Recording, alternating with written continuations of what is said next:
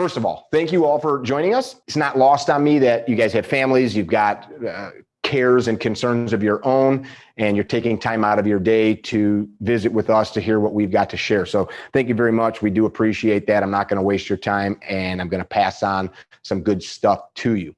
If there's something that I say or you don't understand, or I spoke too quickly, or said something you just don't get, use that feature where you can raise your hand and it's like, hey, and then type your question and Kanan will read it. If it's relevant to what we're talking about, he'll tell me and we'll go from there. So some of you are probably part of our Carry Trainer University group. If you are, cool. I'm glad that you joined. I hope that you're getting some value out of that. That's this right here. That university group came about because of a very clear goal. And that goal, yes, it's business for us. Yes, it's how we earn a living, all that good stuff. But one of the main things was I'm in a cool spot where I get to travel around. Kanan, our kids, Sharon, other family members have got to travel around with me. And of course, my friends like Z and Paul and others. And we get to meet people all across the country, people like you that are instructors or want to be an instructor, people that are students like me, probably like you. And as such, we're exposed to all kinds of questions, all kinds of viewpoints, and we see the challenges that people have. You know, I got into this business first being involved as a pseudo lobbyist, working for, now not a technical lobbyist that was licensed with the state or registered with the state, but a lobbyist in the sense of going to lobby government for change. We worked on legislation to change concealed carry here in Illinois and in other places, worked on political campaigns because we knew we needed to get people elected. And all of that came about not because of any reason other than we wanted to change gun laws. And after years of being at meetings every night, at being in parades, at being on phone calls, on conference calls, on asking people for money so that we could get a candidate elected because that candidate was so awesome to affect gun laws, I finally realized that the only solution to any of these problems, the problems that we've seen illustrated so perfectly this last year in America, is people here. What's in people?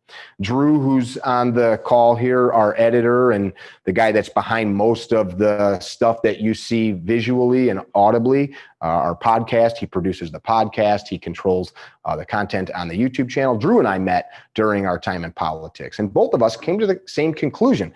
Politics doesn't fix the world. It's necessary, but it's salesmanship, it's marketing. What we saw the last year across the news and on TV is sales and marketing. I don't want to talk about that other than the end goal, or rather, let me go back to that. The end goal is that we wanted to create some meaningful change. And through that, we realized that it was just helping people on a local level make an impact where they live. And if they expand that to a regional or national level, then good. That's what we need. The challenge that we see as I travel around is that so many people in this business, people call it the industry. It's not really an industry. The steel industry is an industry. The aviation industry is an industry. Dude shooting guns into dirt hills is not an industry. I'm sorry, I don't want to sound insulting, but it is not an industry. For most people, it's a hobby. For most people, they get into that because it's sexy to them. I want to shoot guns. I want to get paid for it. I want to be the big dick that gets to show dudes how to shoot guns, and then people will think I'm cool. Girls will like me. My friends will respect me. The bully at the bar will leave me alone.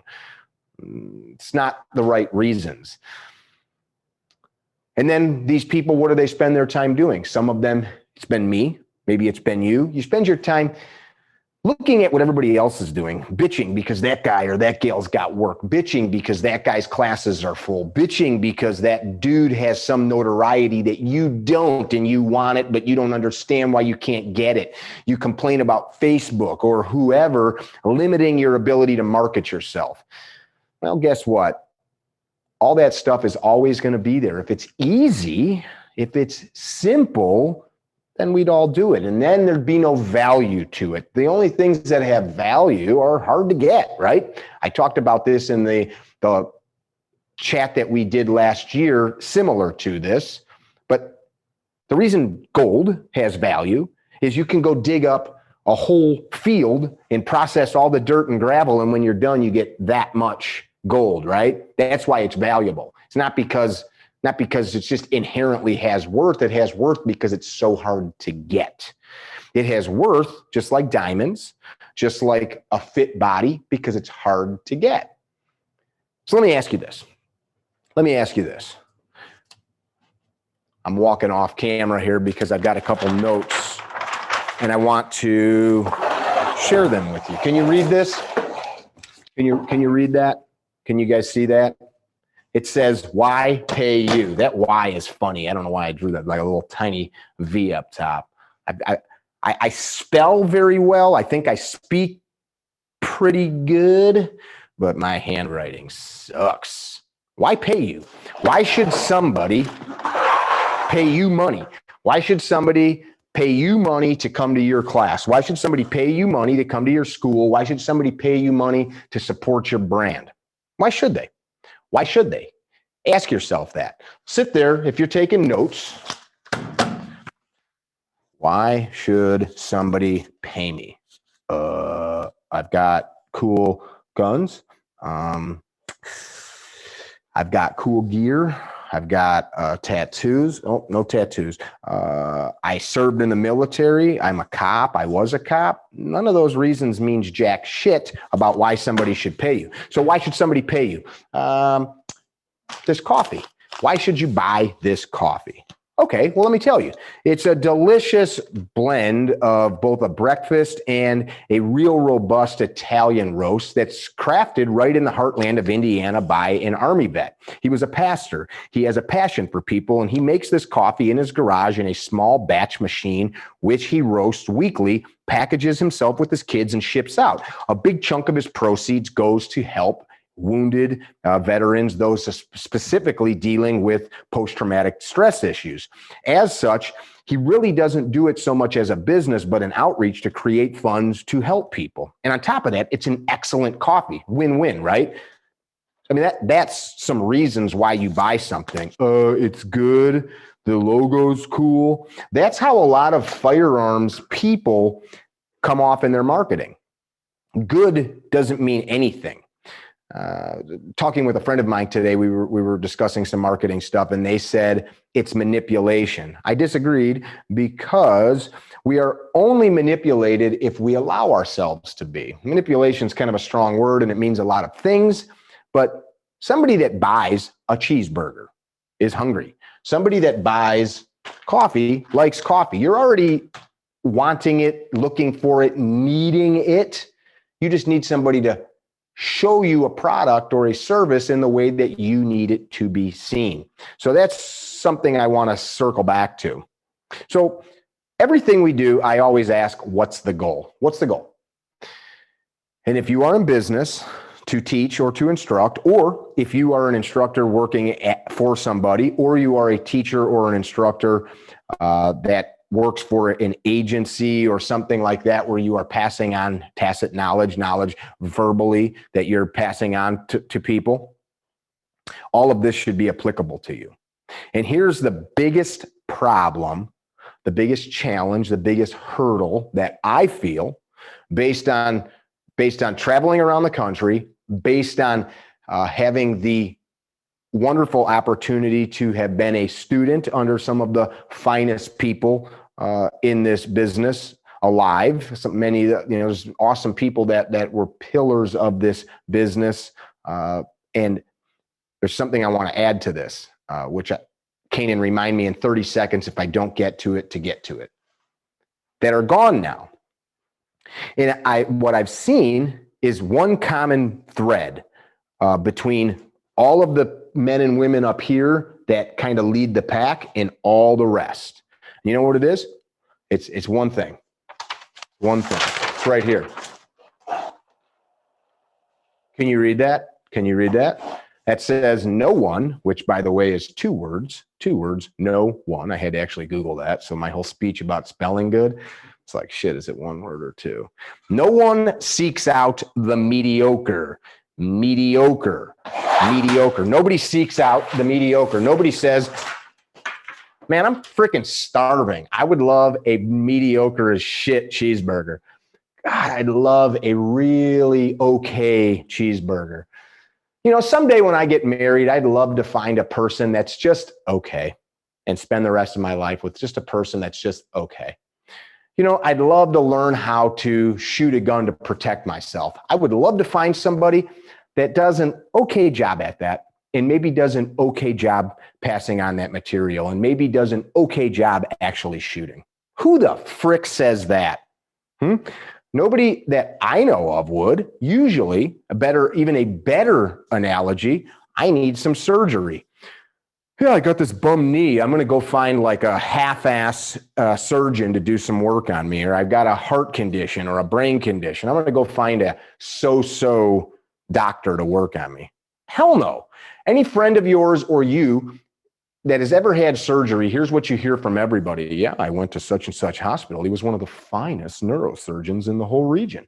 Everybody says that because the doctors tell you that, because none of them tell you that they're just okay. Am I right? Every time you hear somebody, they're always like, he's one of the best orthos in Chicagoland. It's the best ortho on Main Street in ABC town. You know, like they just phrase it that way. I'm not telling you say you're the best if you're not, but nobody wants to be associated with mediocrity. So let's talk a little deeper on that. You got anybody that has had any questions yet, just so I don't blow too far past? I don't normally drink coffee this late anymore. No. Okay, good. Mindset. This word mindset in our community is a bastardized term that now means, hey, everybody, let's talk about mindset for a minute because that's what you do during these classes. No, that's not what mindset is. Mindset is a descriptive word that can mean anything. A homeless bum has a mindset. Prom queen has a mindset. The guy that won the Heisman Trophy has a mindset. The person that becomes the astronaut has a mindset. The person that never is late anywhere has a mindset. Those are all mindsets. Mindset is the dominating thoughts that become your operating system, right? So what's happened is we've got so many people that have decided shooting guns is cool and I want to make a living at it, which is not a bad thing, but that is not a motive to create excellence. So what's the opposite of mediocre? What's the opposite of mediocre? What is the opposite? Somebody know? Type it up. Does anybody know the opposite of mediocre? First person that types the opposite of mediocre, I will send you a t-shirt. The second person that types the opposite of mediocre will be second. As such, you will not win the t-shirt. It's like, First one. I think it was Dennis, but I want to double check. What did Dennis say? Excellent. Excellence. Excellence. Did Dennis say it? Kanan will see which is the first here. It sounds like it was Dennis, but I don't know. Sorry. Who? Darren. Darren. Darren Santos. Darren Santos. Darren, what's going on, Darren? I know you, you son of a buck. Darren Santos wins a t-shirt. Darren, you're going to email training@carrytrainer.com. You're going to say excellence. You're going to say, I piss excellence in the subject line, just because I want to make somebody type that. And then address, phone number, shirt size, all that jazz will blast you a t-shirt. Thank you. Excellence. Excellence is the opposite of mediocrity. Let's talk about that. So mindset. Excellence is a mindset. Mediocrity is a mindset. I used to work with a dude. I know I've told some people this story. I just did a podcast with him. His name's George Canelli. George was a tunnel rat in Vietnam. He was an excellent carpenter. I apprenticed underneath him as a teenager into my 20s. And we had a guy that worked with us that would always say, good enough. You know, like he'd put up a board and he'd go, good enough, good enough. And one day, George fired that dude. And I'm like, what happened with so-and-so? And George told a story that the punchline was this: I fired my own father for saying good enough. And he did. He literally, on a job site 30 years before that, in the 80s or something, fired his own father for saying good enough, meaning that he accepted a subpar, substandard level of whatever the product was that they were producing and just said good enough. Screw it. That's enough. Like, I don't want to invest any more energy into it. That's a mindset. Now, you also can go the other side of that, paralysis through analysis, or the inability to ever accept something as good enough, because eventually it must be. You can always polish something, hone something finer, shinier, sharper, and never accept it as done, right? We've all met somebody that's an excellent cook, and they tell you, you're like, oh, this is delicious. Kanan's mom does this.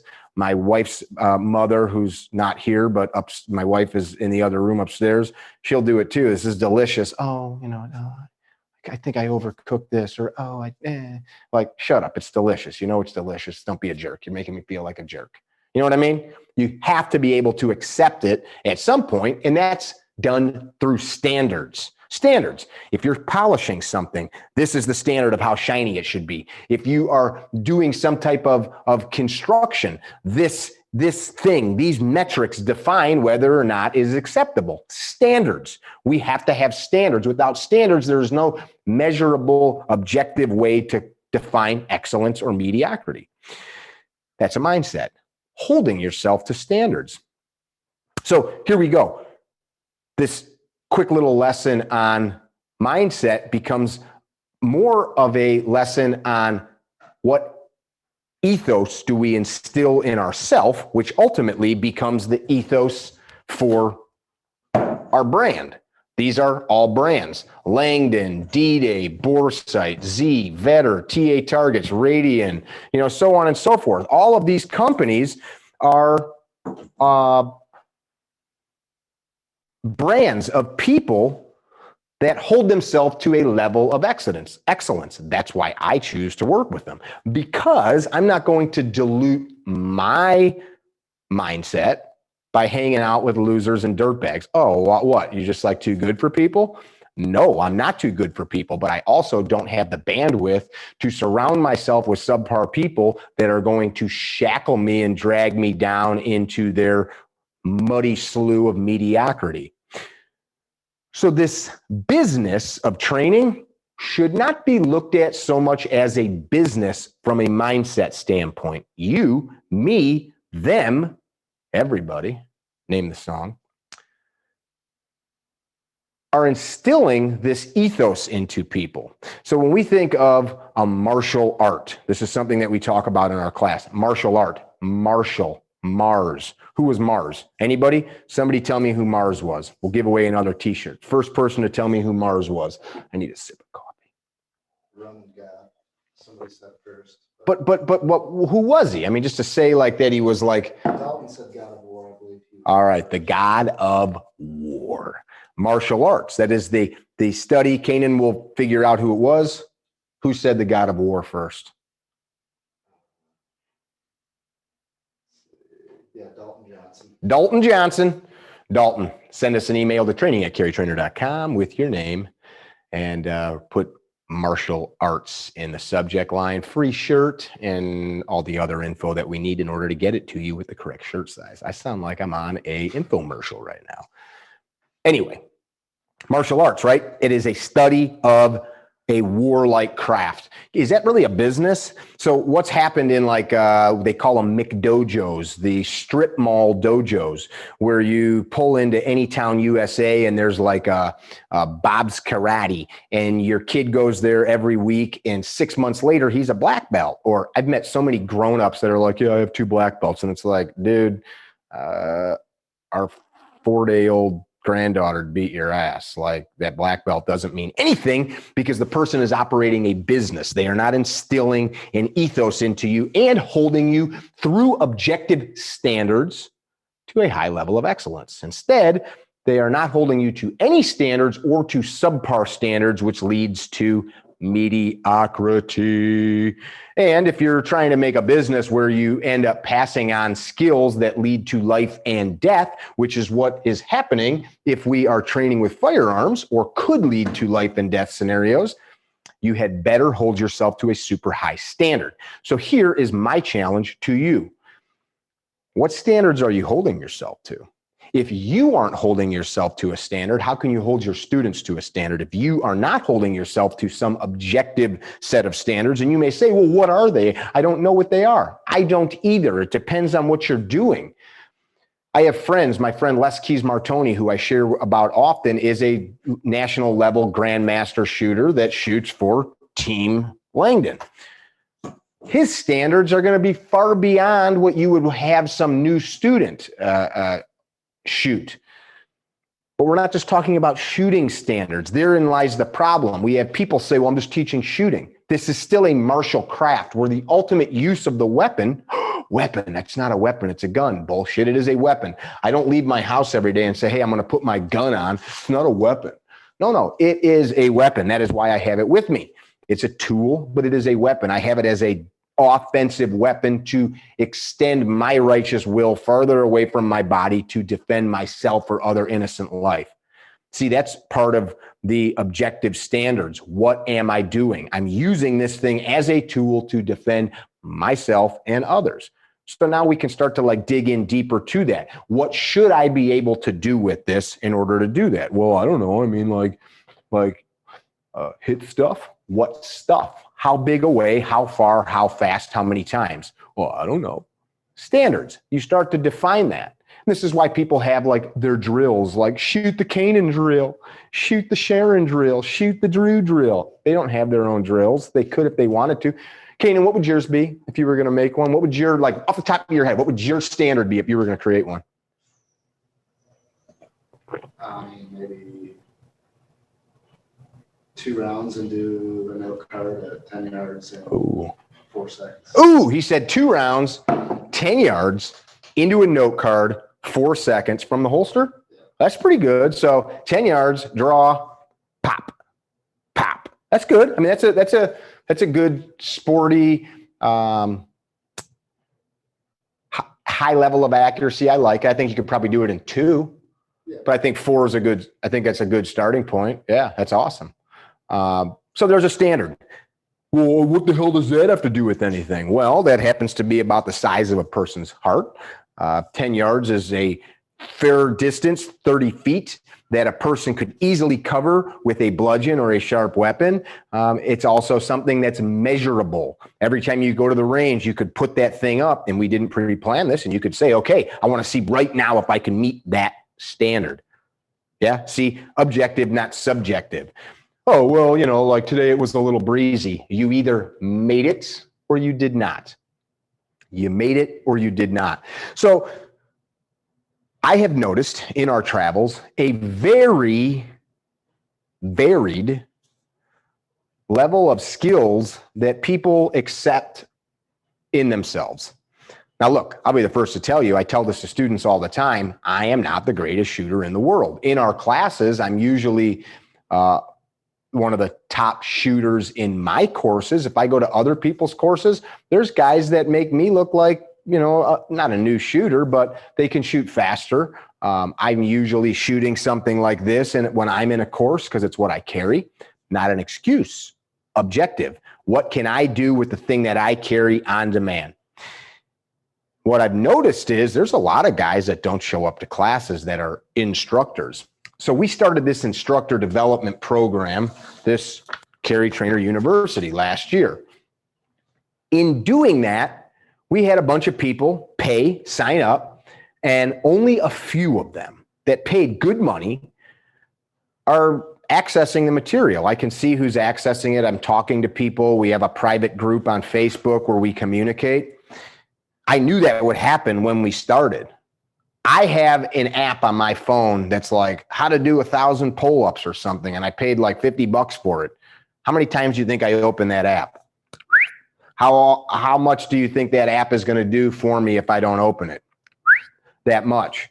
And that's human nature. Most people do not push themselves and put the work in. Not my fault, theirs. My fault if I'm the one not doing the work. We created that because I see this huge hole where folks are not being challenged themselves. And that comes out of some fire deep inside of you, not because you watched some seminar, not because you read some book. Even if you read some book or saw some dude or some gal and then was like, I'm going to wake up tomorrow and I'm going to work out every day and lose a bunch of weight or, whatever, get the girl, bench press all this weight, build this cool business. It's still you choosing. Choices again. Choose to be mediocre, choose to be excellent. Choose to be a guy that just makes excuses, choose to not make excuses and be responsible. Those are choices. So even though that thing or person may have lit a fire in you, you still fanned it and decided to do your thing. I always come back to what's the goal, because I think that set point mentally resets us as we go astray, even as I'm talking to you. What's my goal? My goal here tonight was to talk to you about excellence in you, in your instruction, in your ability to learn.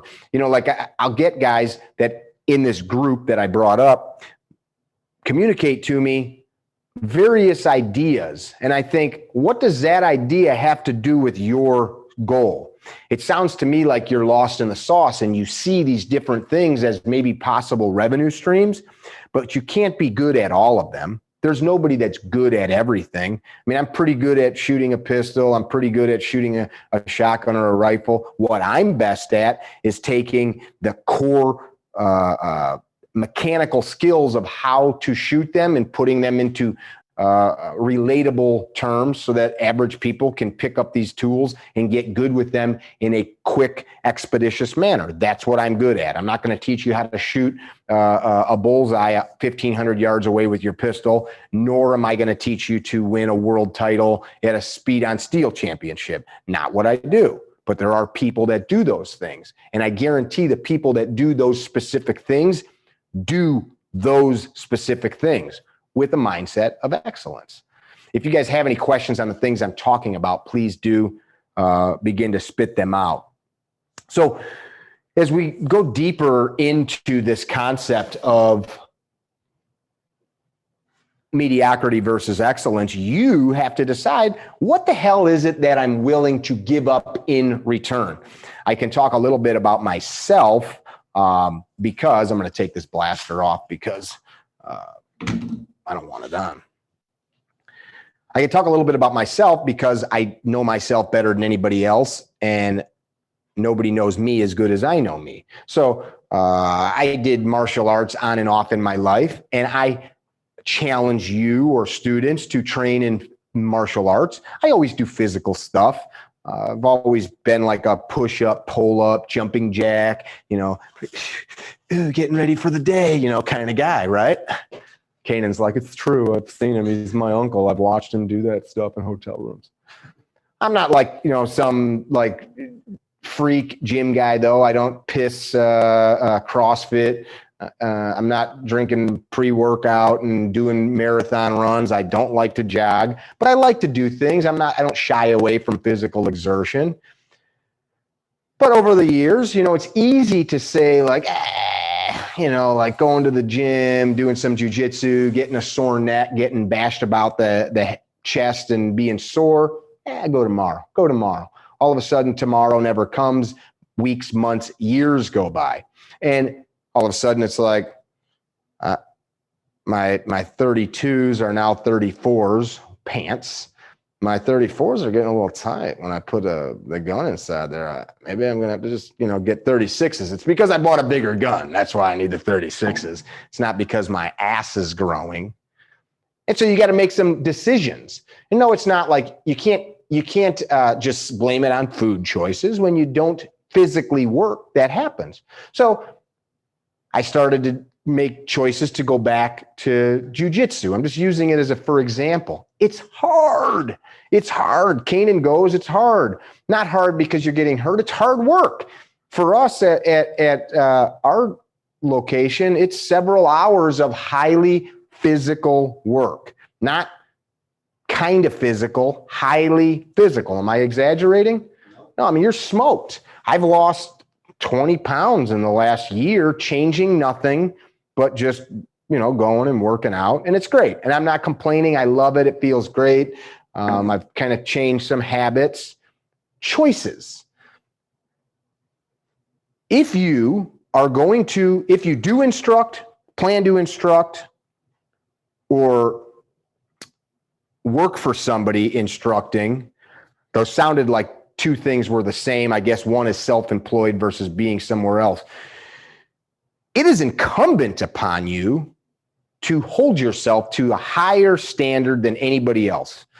Now, one of the biggest questions we get is, which organization should I get my credentials from? This 5-letter one, this 3-letter one, this blah, blah, blah. I don't care, because all of those organizations' credentials mean shit. Oh my God, I work for one of those organizations. Well, how do you know which one I'm talking about?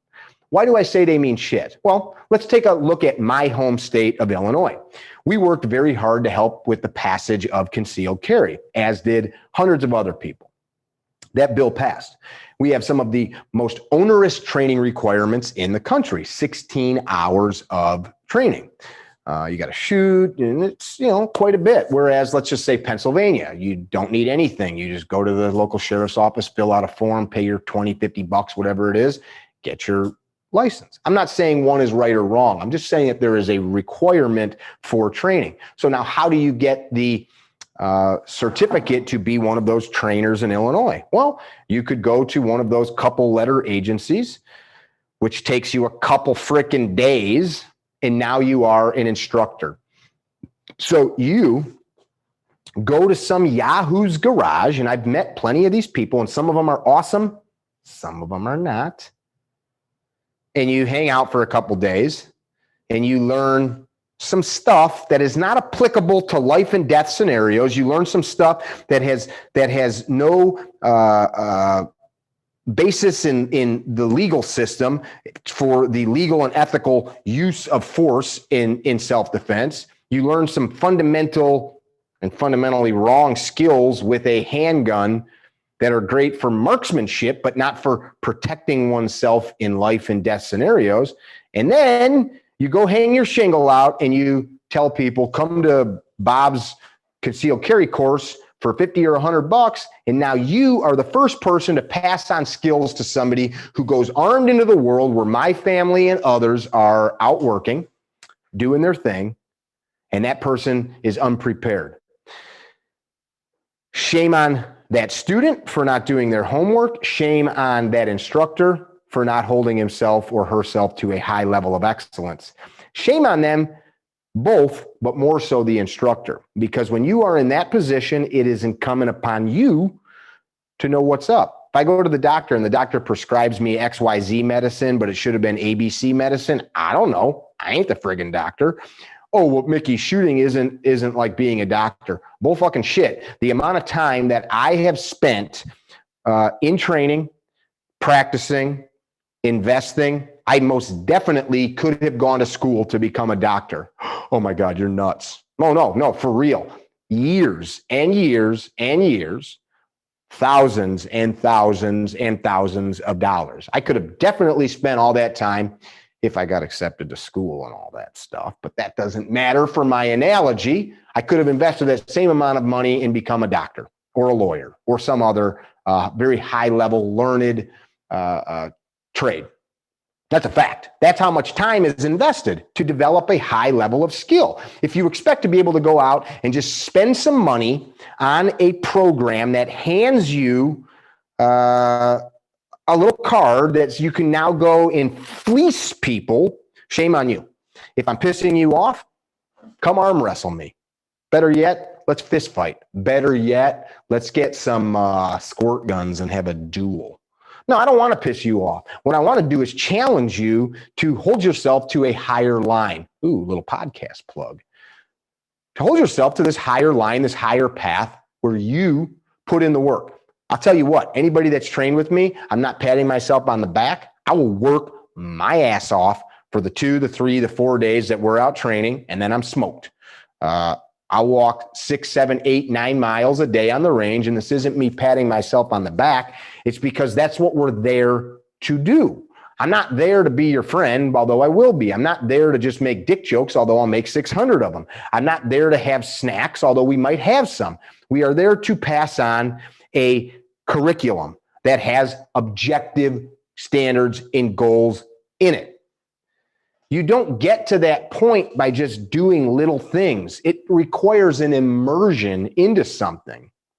Now, if you came here thinking, well, this is the A to Z, all things business, you must start at A to get to Z. And here's the other part of this. You're always in flux. If you think about building your business like a grocery store, I've never used this analogy till now, but I think it will suit the task at hand. You built a new grocery store. Your grocery store is your training company. You get all your end caps perfect. You got all the freaking signage. You got all your stuff on the shelves lined up perfect. What happens at the end of every day? You sold stuff. The store has now got to get rebuilt. You got to go restock the shelves. You got to clean up the mess. You got to go clean up the bathroom where some dude trashed the toilet because he came there after eating a bowl of chili at his lunch break, right? This isn't build A to Z and then set it and forget it. Skills change, customs change, your body changes, laws change, students change, the gear changes. Constantly, you must be minding your store. I'm seeing the same thing over and over and over again from folks that are looking for some easy path to do what we do, and it's not there. But if you are willing to invest time, energy, resources, and hold yourself to this line of excellence, it's there. I started at the beginning of this, and if you have a question, throw it out there. I started at the beginning of this. You gonna say something? I'm gonna make this point, and then we'll jump to those. At the beginning of this, talking kind of on a, how do I want to say it? I'm more of a philosophical level. You know, if we take the big problems in our country, if you got a pen and paper, go.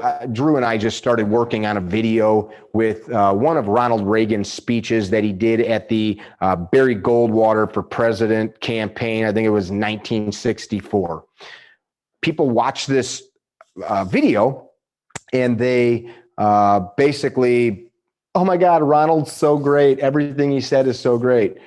There's a lot of great stuff there. Basically, what Ronald Reagan was saying in that speech is the country's falling apart. We've got this huge debt. It's mounting. We've got all of these issues, just like we do today. And the reason that I brought that up is the things that we have that are issues will always be there. The issues might get bigger. They might get smaller. They might change.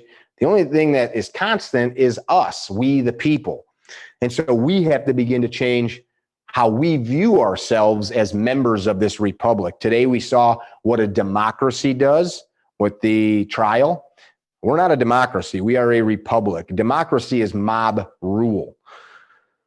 A republic requires responsible citizens, not responsible like I make good choices, I low in trans fats, I buy local. Not what I'm talking about. I don't know why I'm doing a gay Southern accent this evening, but that's what we're going with. Responsible as in I take an active role in what's going on here and around me. We'll come back to that. Lay a couple on me, Kane. First one from Michael Drury was, Michael Drury. how has your business affected your friends and family? How has my business affected my friends and family? Through your relationships, I think is what he was saying. So I think what he's saying is like, because I have a business related to firearms, would it like hurt those relationships? Or I don't understand the question. Michael, please explain that more if you're listening. Go ahead, Michael. How's the lag time on this, by the way? I mean, from my perspective, it's pretty on the dot. I mean, I'd like to answer that question. I don't want to go back and forth. So if Michael can toss up a more detailed explanation of what he's talking about, I will definitely jump right on that. Hey, Mick, shall I jump in with one? Please. Austin asks, how do you find target demographics? I guess if you're not known as an instructor, how do you get business from people who don't know that you exist so they can come to you? Well, that's a really, I mean, that's a, how do you get business before you become known, I guess, getting started? and therein lies the problem. Who's ever went to a restaurant they didn't know about? Whoever bought a car that they didn't know who the company was? Whoever went to a movie that they never heard of? The answer is never. You have to start somewhere, and you do that by, and this is the point of the whole discussion tonight, as we develop ourselves. You can't become known as the mediocre guy from down the block. You have to be known as the dude or dudette that exudes excellence. That does not mean necessarily that you need to be the greatest in the world. It means that you need to be great at what you do. We'll come back to that. Did Mike respond? No. He must have went to bed. So another question. Pennsylvania guy here, that seems to be my biggest hurdle. It takes nothing to get a permit but a clean background. Convincing people that they don't need an expensive gun and need to invest in training. Instead, it's huge in my area. How do you recommend overcoming that? All right, so the question, what's his name? Jason Hollis. Jason Hollis. Jason's a copper, good dude. We've done some training together. I remember correctly, his nickname is Big Dick Hollis. Nice to see you again, Jay. Good dude. I remember correctly, military background as well as law enforcement background, if memory serves. We saw him a couple years ago in Ohio. This frickin' Armored Coffee's got my memory crack-a-lackin' here. So the question from Mr. Hollis was, there's no barrier to entry to get a concealed carry in his home state. As such, it's hard to convince residents that they need training. Well,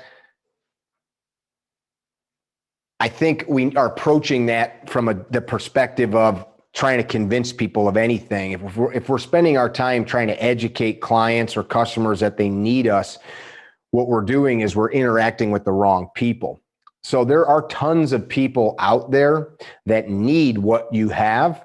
They just don't know you're there. Instead, what you're talking about is you're talking to people that don't want what you have. There are tons of people that want what you have. So when we built that Carry Trainer University, go back a second, I sat down with the same problem. So we started out, I was teaching friends, family, people like that. I cut my teeth with some of the best instructors in the country, passing on skills to me. But I think from a business perspective, most of them are not great business people. It's not an insult, it just is. So I've been in business a couple decades in some form or another. That's not a pat on the back again, because I've failed as many times as I've been successful. But in this, the getting of clients is something that I've always done pretty good at. I sat down with the same question Jay had, and I said, okay, there's these guys that have written books, won national titles, done all kinds of cool, noteworthy things, and they can't fill classes. What business do I have, or who do I think I am trying to fill classes up? The university is really where we started to dig into that. So on the couch one day, it's about 10 years ago, I was like, maybe it was 8 years ago. I'm like, we need to develop something that's valuable, something that provides value. When we go on YouTube, we talk about this quite a bit in our development course. If we go on YouTube, for example, I want to learn how to make a cake. So you type in, make a chocolate cake. You don't want somebody to tell you anything but how to make a chocolate cake. You want them to be clear and concise, and you want a good chocolate cake, right? If they did that, you'd probably go back to that person's YouTube channel to figure out about how to make a good steak, how to make a good chocolate mousse, whatever. We are asking people for something, but not willing to give anything in return. And there's like a truism of all business. There is a trade-off. You have to give something in return. And what you give has to be greater than the cost that the person is giving. If I go buy this cup of coffee, this cup of coffee is worth more to me if I was at like a coffee shop than the money, right? I would rather have the hot steaming cup of the best part of waking up is this motherfucking almond coffee in my cup. I just plagiarized Folgers. Why did he have to swear? I had a guy on YouTube today leave a whole comment for paragraphs about why I had to swear, and he hates how people have to swear. And I'm like, I hate when grown men tell another grown man how to talk. Piss off. Anyway, where was I, Kanan? The coffee is worth more to me than the $2, the $4, whatever it costs. If it wasn't, I would say that's too much. My money is worth more to me than the coffee, right? There's this simple transactional economics. I'm making up words now. We expect people to just be like, I want to shoot. You know how to shoot. No, man, you have to provide them some value. And that's what marketing is. Marketing is, and you guys came here tonight, you felt whatever the carry trainer folks were telling you was worth more than an hour or two of your evening, right? If you didn't, you wouldn't be here. If one of you weirdos is sitting pantsless for real, covered in like coconut oil right now, multitasking, good on you. But most of you traded your time this evening for us. And I thank you for that. But you did so not because you love us. You did so because you felt we could provide you something more valuable than watching Netflix, something more valuable than going to sleep early. You get it? You have to figure out how to provide more value than either their money or their time. By time, I mean your marketing. If somebody's reading the marketing, reading your sales pitch, you have to give them something in return.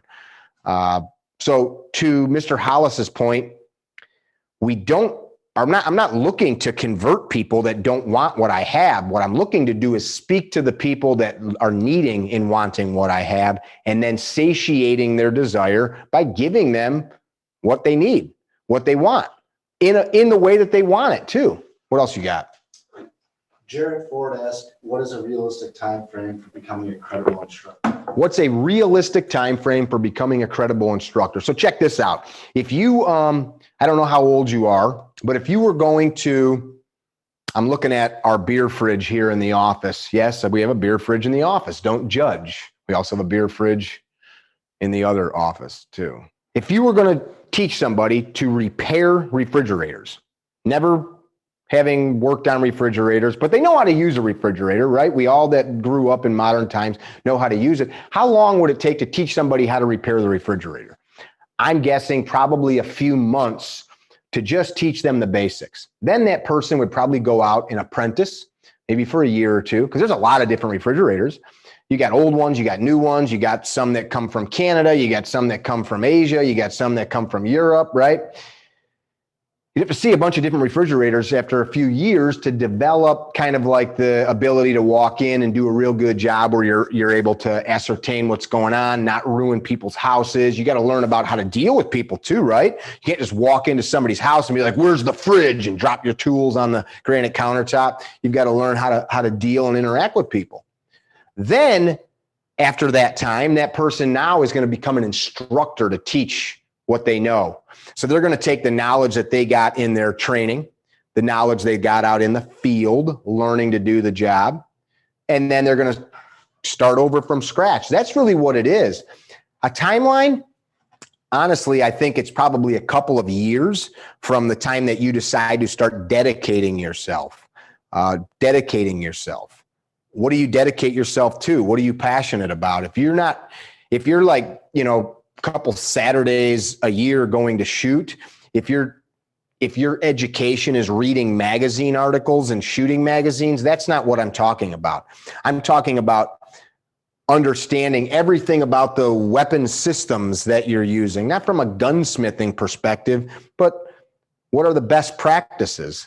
What are the best practices for deployment of, maintenance of, et cetera? Not because you need to teach all that, but that is how you develop a depth and breadth of knowledge. If you're teaching something like a concealed carry course, what are you learning and how are you learning the legal aspects of things? Again, not just reading magazine articles.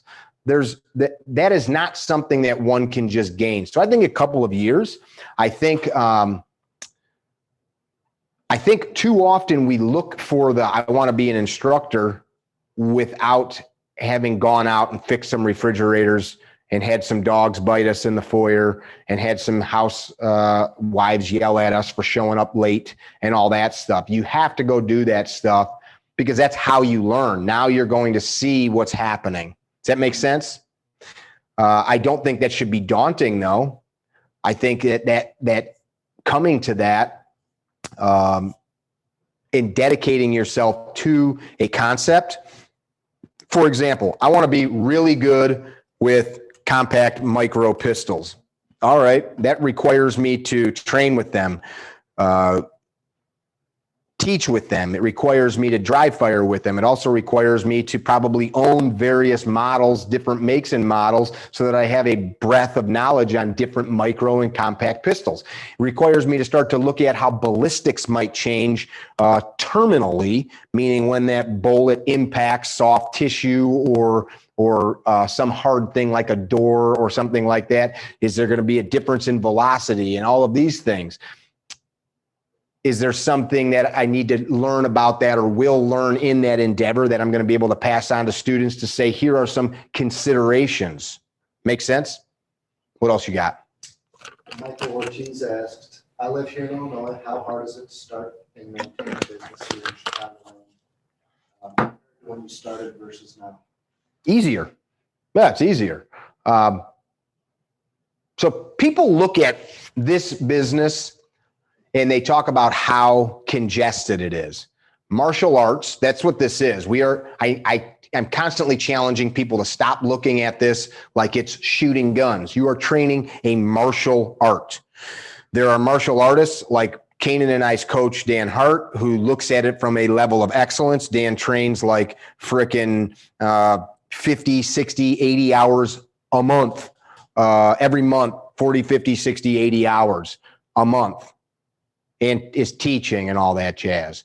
And then there's guys that are like, big guts, and they walk onto the mat with their belt, and they're like, here's what's going to happen. If I touch you with this, you're going to fall on the ground. Your neck's going to broke. So I can't even show you. But trust me, if that's just stupid. In that, there are thousands and thousands of martial arts academies, gyms, dojos across the country. Some succeed, some do not. Oil change shops, there are thousands.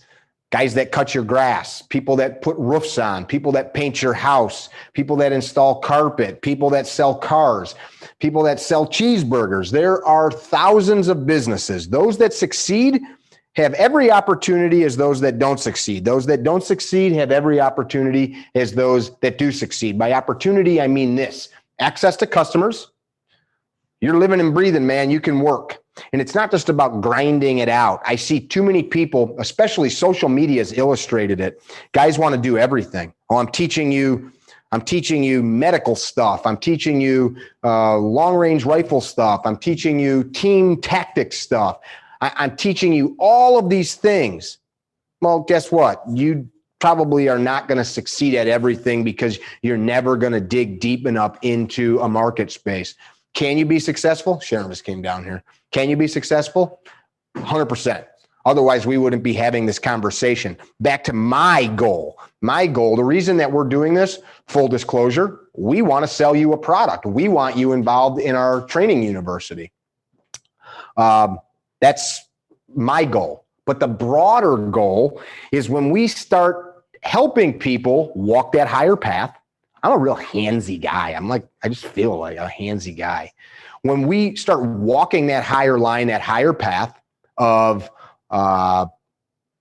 excellence in ourselves, now we're going to pump out students that also their exposure is excellence. Their exposure is, I don't want to be down here. I'm not just talking about ability to shoot, ability to parse information, to use due process in decision making, to use good choices in how we communicate, to be good representatives of the way of life that people like us want to preserve. Well, freedom, liberty. We together, you and I, by building good businesses like this, pass that on. Any of you that have been in my courses, our courses, know for all the jokes, we shoot a lot, we train real hard, and I also put a great amount of weight and gravity into bettering ourselves as individuals, not because we want to be pompous or pious or proud, but that is how you create better offspring, better communities, and we begin to change things in a positive way. Long-winded answer. Of course you can run a successful business in Chicagoland. What else you got, Kanan? Paul A. Fergast. I haven't hosted my first class yet. It's upcoming. I've spent hundreds of hours preparing, building, and rebuilding curriculum, testing with friends and family. How do I create interest in my class without an existing reputation as an instructor? Okay, so Paul, thank you, Paul. Paul's been in our class. Paul's a great shooter, good dude. If memory serves, he appreciated when I gave him the hip hook. Do you remember Paul? Were you in class with Paul, Kanan? Kanan, Paul, were you with Kane? Were you in a class? Paul's a good dude. But Paul recently got some instructor certifications. I saw you posted that, Paul. Congratulations. Also, congratulations on starting the business. So here's the thing. You got to earn it, man. That's like, I remember being a young self-employed carpenter. And I recently was with, I don't want to say who, but there's a younger dude I was with that was with a bunch of older gray-haired guys like me. I'm not that old, but I was old enough to be this dude's dad. And he was trying to fit in, like, you know, which is not a bad thing because we all want to fit in, but he was talking about like the good old days. And I'm like, when? Like last week? You have to earn that, Paul. And that is putting your time in, right? That's grinding it out. That's doing your due diligence. That's taking your lumps from life. And that's how you get respect too. When I tell people that I train a lot, I do. Sound a little bit like a little Nacho Libre there. I did as well. I mean, I spent thousands of dollars going to classes, getting knowledge, but it's not just about classes. You don't just go to shooting classes. You're studying these things, and in that you're exposing yourself to more people, not exposing yourself but exposing yourself to new concepts and ideas, and then meeting people. You know, luck is a big part of success, but luck also comes because you stick yourself out there. Guys like Dave Harrington didn't become a mentor of mine because he just became a mentor of mine. He became a mentor of mine because I began visiting with him and talking with him and learning from him. And we don't agree on everything. And now I can kind of push things back to him and have those discussions. And different people that I consider mentors, they didn't become that way without me having to first play the role of pupil. So your question, you're going to have to go out there. You've done your homework. I've been with you. I know you know what you're talking about. Don't portray yourself as anything other than that. Here's the material we have. We're going to relay it in a quality manner. I've put my time in creating this curriculum. Let's kick some ass. And in that, you will build. When you start a garden, you don't just immediately have acres of tilled or cultivated crops. You start out with dirt, man. And right now, Paul, you're dirt, okay? I'm just joking. Right now, you've planted all your seeds. Kanan's looking at me. He's like, you dickhead. Right now, you're cultivating, and that's what I think is a good spot to be in. What do you got, Cher? PNW Defense was wondering, have you dropped round count at classes during these crazy times? Yeah, for sure. And that's something I've been talking about quite a bit in our online discussions. I mean, you know what's funny? I'm no beacon of truth. I know what I know. There's other people. There's a lot of people that hate my guts. And I think they do because I make money and they don't, and their wives probably don't sleep with them, which has nothing to do with anything other than I just want to kind of give them a dig. I wouldn't sleep with those guys either. But what? Sharon's looking at me like, you know the rules. You can't be off camera making faces. The question was a round count. I'm getting to that. You can't. Oh, you can't hear? No. Oh, I'm sorry, you guys. I thought I changed the gain on this mic. The question was, in these COVID times, I'm really sorry about that. Those of you that have been listening, if you can't or haven't heard the questions, hopefully in my explanations, it told you everything you needed to know. In COVID times, are you cutting round count? Yes and no. What's the objective? The objective is not go to class and make loud sounds. The objective isn't go to class and make a pile of brass. The objective is whatever your objective is, pass on this set of skills. Can you do that shooting less?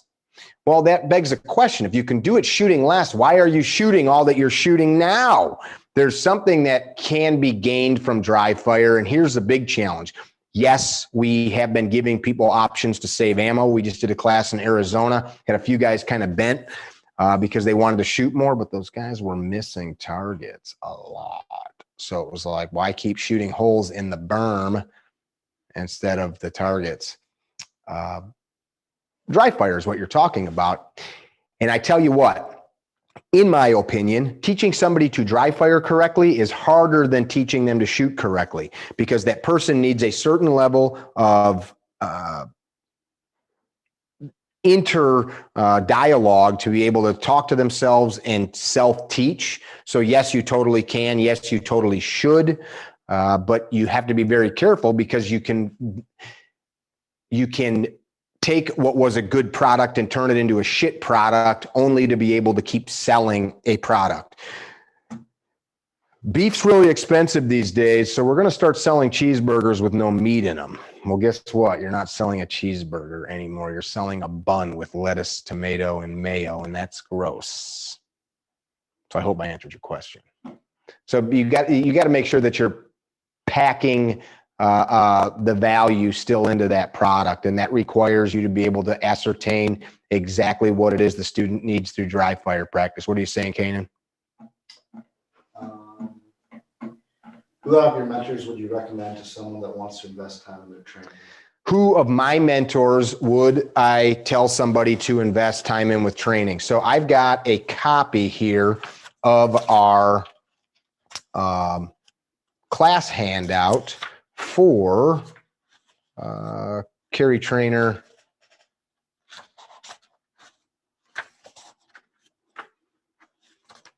Where'd it go? The Carry Trainer University. And in here, I've got a whole list of stuff.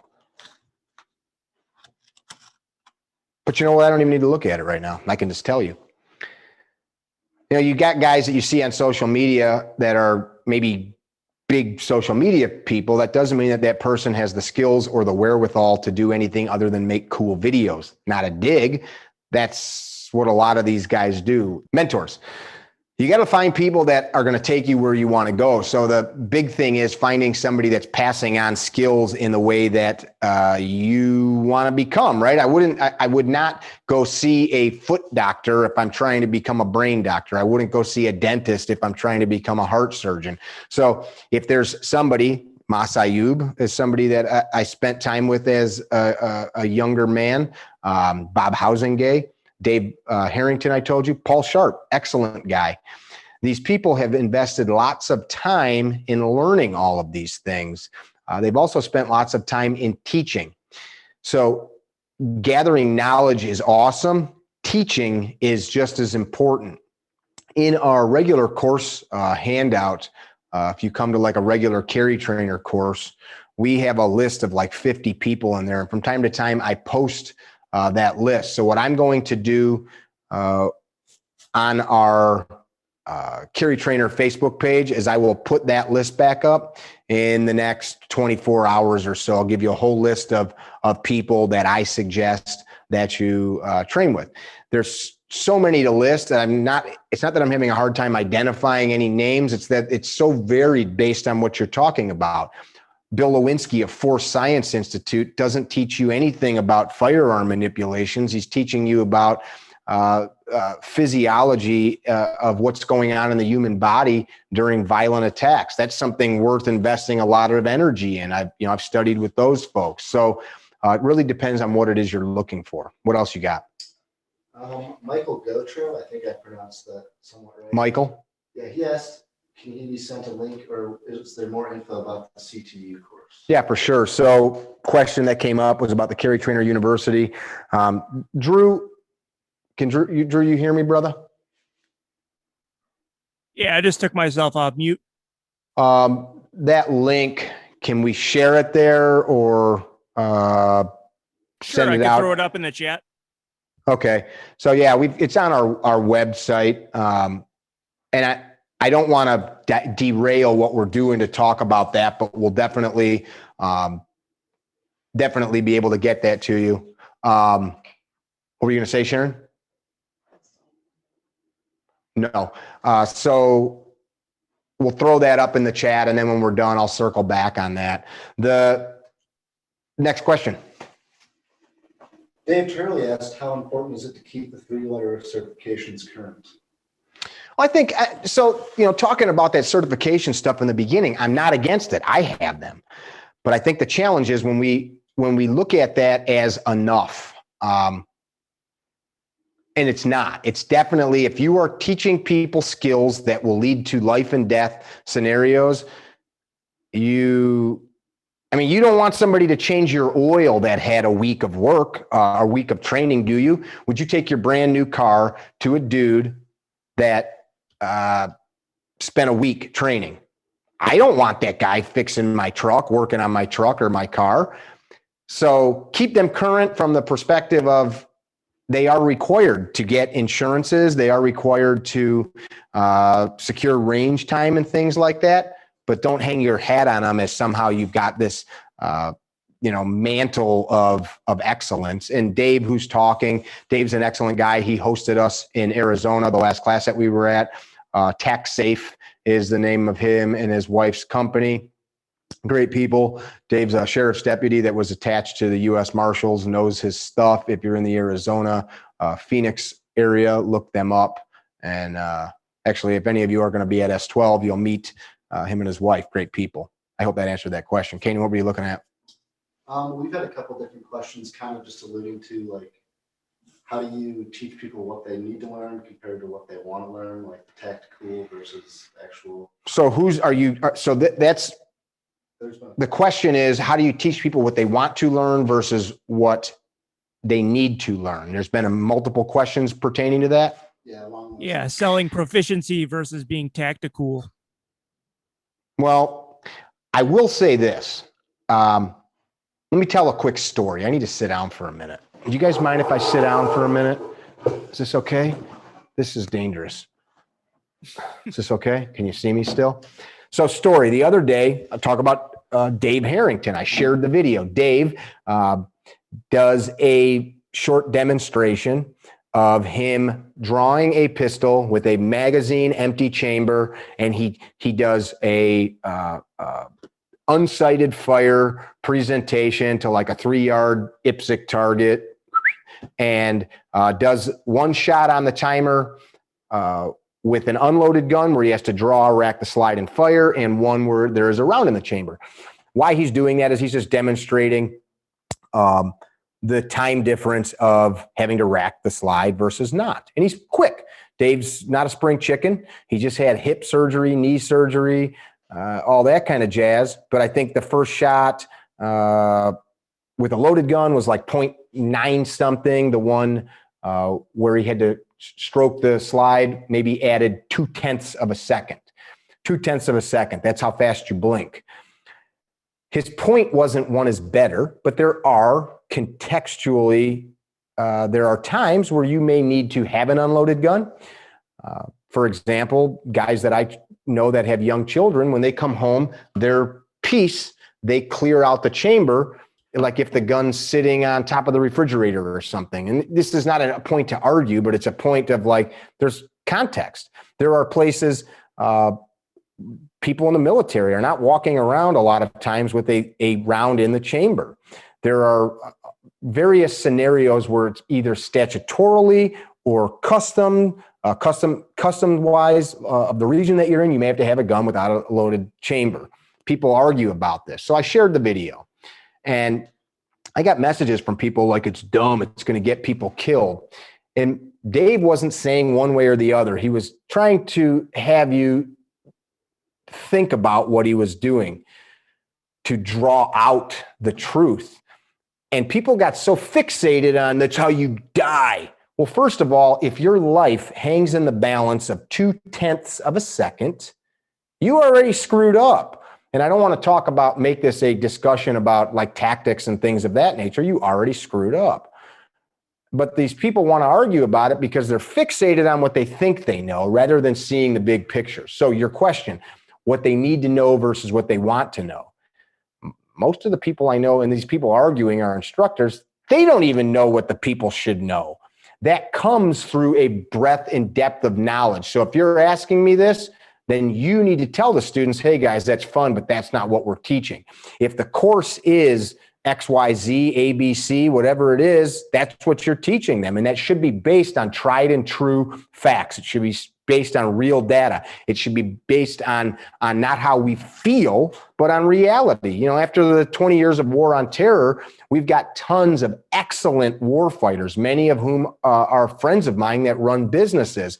Many of them have skills that are not applicable at all to you and your wife or your friends. You've got no rifle with you. You've got no comms. You've got no team. You've got no helo coming to save you. You're not wearing nods. There's no violence and surprise and violence of action. It's you going to your grocery store and getting mugged in the parking lot. It's a completely different dynamic. You are not the offensive player. You are the defensive player. Doesn't mean those people don't have skills to pass on, but that stuff has become the sexiness. Talking about this stuff. The reason that we wanted to share this stuff with you is I want to generate conversations like this. I want to generate ideas and concepts. We created that Carry Trainer Thinkers page on Facebook, and guys, I delete and block them. People share their sales stuff there for, hey, check out my class. Man, you're at a group of instructors trying to sell your class. The point is let's grow, expand, walk that higher path or line by digging deeper together.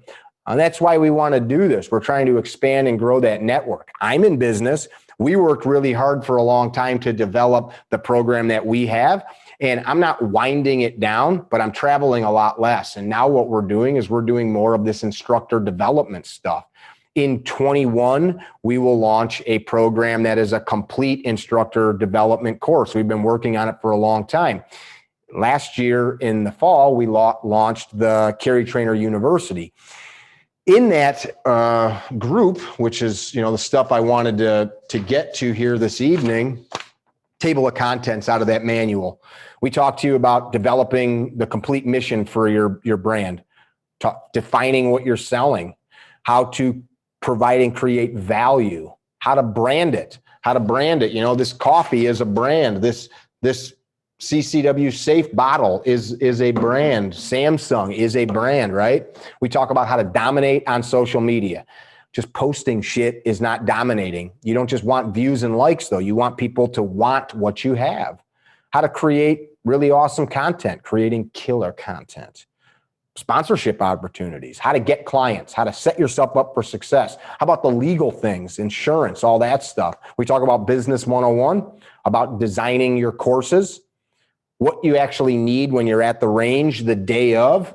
And then we start to get into things like actually making yourself a rock star instructor, the stuff that we've been talking about tonight. That's all part of that course. And we talk about relationships, establishing, building, and growing kick-ass relationships. So any more questions? Yeah, there's a good amount. So. Uh-oh. Let's see. Joshua Lee, in my area, I'm able to teach quite a few classes to single women. It's rewarding because I really get to help them, but it's not lucrative. Most of them are scared to be in a group setting. How can I still make money? So what's his first name? Joshua. So Josh has good for you, Josh. Josh says basically he hangs out with a bunch of single women that want to shoot guns, but it's not lucrative. Well, why is it not lucrative? You're not charging them enough, apparently. That's a huge issue in this space. People are afraid to charge for what you know. Tell you what, if I spend 10 years and 100 grand to know what I know, I'm not giving that away for free. We give a ton away for free, but if you're providing value, there should be a commensurate cost, a cost that's equal to all that you know. You got to charge more, dude. If you're filling up classes like that, I'd rather see you have 2 or 3 students paying you enough that you're earning what you need to than 20 students that are there for free. Those people have jobs. Those people understand that things aren't for free. What are you charging, by the way? What are they? Are these 3-hour classes? Are they a whole day thing? What are they?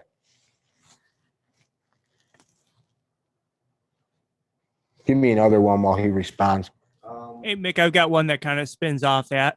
Do it. Larry Reed asks, how do you focus on one group without alienating everyone else? My family is predominantly women. I want to help everyone defend themselves, but losing a family member to domestic violence hits home. That's pretty deep. So the question was, how do you not alienate one group? He says his family's like how do you do, Mickey, how do you do classes with women and with guys? So, for example, the cool thing about firearms, guys, is it's an equalizer. The gun doesn't care if a female or a man presses the trigger. It works. So we don't market to ladies or to men. This is something we've done ladies only classes, and it's really at request. Hey, me and the ladies want to do this class. It'll be fun. And it's fun for me because usually it's like the friends of ours from TA Targets, all those gals got together, and it's fun because they're having a good time. Their kids are getting babysat. They're out in the sun having a good time, and it's enjoyable for us because they're laughing and joking and enjoying themselves. I think that we're wrong as a model when we try to fixate on just women or just men. Women learn differently than men. Let me rephrase that. I don't think it's wrong. I think it's hard. While they are the group that often is more in need of the training, why I say that, women are physically weaker than men. They are easier to prey upon than men. They are a much smaller market segment. I don't think we should look at it that way, though, that I need to sell to women or sell to men. If you want to create a women's only class because it makes them comfortable and you're a dude, I would get a woman there to help you, unless you are really good at working with women. Why I say that is you also don't want to create some situation where you're like some dude alone with a bunch of ladies. You can create all kinds of issues like that. And also, you know what? While I can teach gals, I don't know how it is to have hips and draw. I don't have all the parts. So it's good to have a lady present for all of that. The class that I was talking about, these people are friends of ours. What else you got? Josh did answer if you want. What did he say? So he said, well, number one, he was S12 last year. He's the fast fat guy. But he said it for 3.5 hours, 150.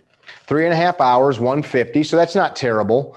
I'm not against that. I don't know what your costs are, but if you're making charging $150 for a 3.5 hour, like that's kind of an intro tune-up course, I don't think that that's bad at all. The problem with that is that's not a problem. The challenge with that is you've got this model where it's such a low cost and in the area, you're going to have to just keep feeding people into that space. What you need to do probably with a group like that is create a bigger class that exposes them to more material, charge them a little bit more, and get them in for a greater length of time where you're able to charge a little bit more to make what you need to make, like a $400 or $500 weekend kind of a deal.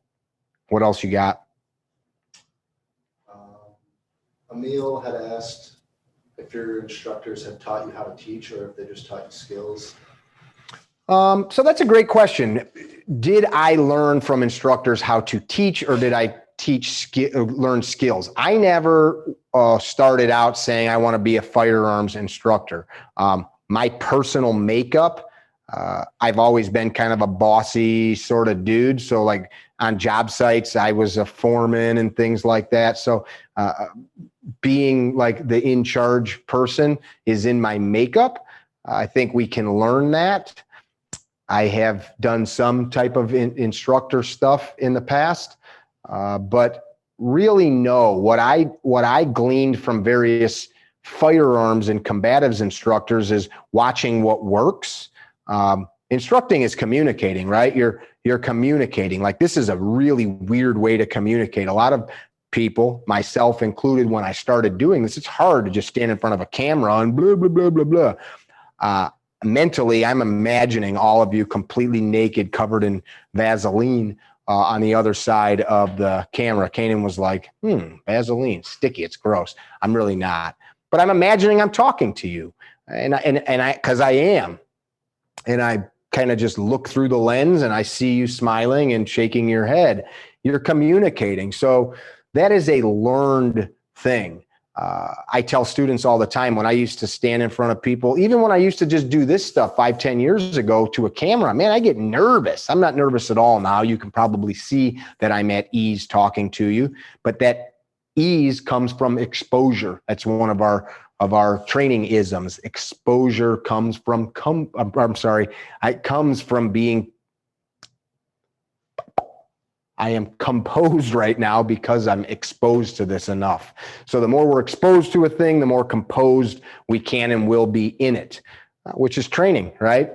I'm not only am I talking to you, but every time I'm doing this, I'm trying to get better at it. So yes, people have passed on skills to me, but oftentimes they didn't know they were. I was paying attention, and that's how we learn.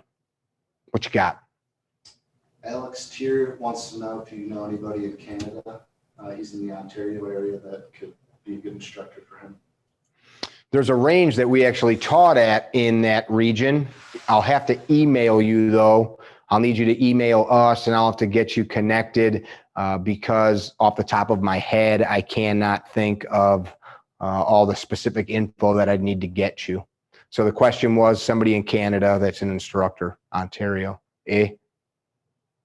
What else you got?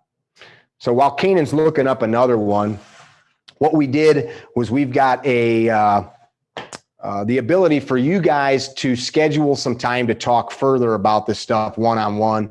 We've got a calendar that you can log into if you want to connect. You'll be talking to me. You can just pick your dates. Kanan, Sharon, and Drew can help you. Drew's got a plan on how that's going to work. We're going to take, Kanan, how are we doing that? There's half-hour slots, so you just put down your email and your phone number, and then you will be the one giving them a call. So you want them to put down their phone number, or I'm sorry, their email. That's just so they get the confirmation and whatnot, and then their phone number, most importantly, yeah. So we're going to put a link up for the calendar. Is that correct? Yeah. So we'll put a link up for the calendar. Drew just put it up in the chat there. So if you click on that, you'll look at a time. We can chat more about the stuff we're talking about. I know some of you had questions about Carry Trainer University, so I'll take some time now to talk about that. That whole university program, we put about 50 people in it at a time. There's people in it now. Some of them are getting value out of it, and we're working with them to continue. What it is, it's a series of highly developed online videos with me, with our crew, and a workbook, which I've got here. The purpose is to help you define and craft the core of your business, to take you from A to Z. That's not something that can be passed on in an hour. It's not something that can be passed on in even a conversation like this, because what happens is as you start moving, you find out that like, I need to change my tact a little bit, or move here or there, or change the way that I thought I should do a thing. What we did is we took everything that we've done here at Carry Trainer for the last 10 years, and that has made us successful. And I will say that we're successful. I will pat myself on the back for that. Drew and I, and the other guys that have helped us, and my wife, have worked very hard to develop a business model that we can put a class up 2,000 miles from home and fill it up. We've worked very hard to fill up 2 S12 events twice a year and put 60 people onto a private property where we're passing on, in my opinion, what is one of the best training programs of its kind ever. We worked very hard, and we made mistakes along the way. We figured out how to do things better, cheaper, faster.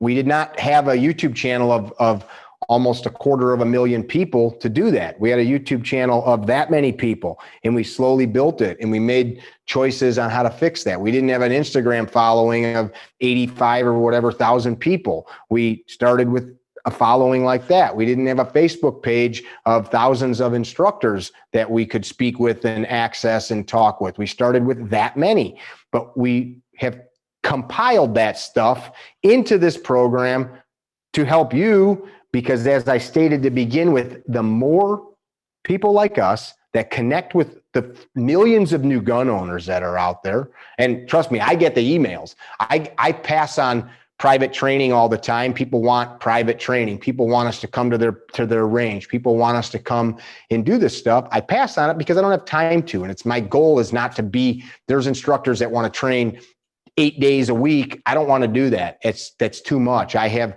a plan of what we're going to do and other things that we're doing. We've got the gun oil business and some other stuff.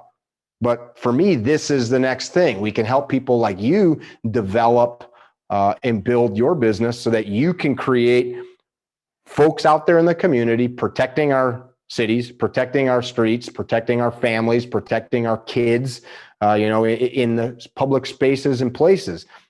It freaks me out when I see some of the crap people are teaching and passing on as like good training, good knowledge, and it's just junk.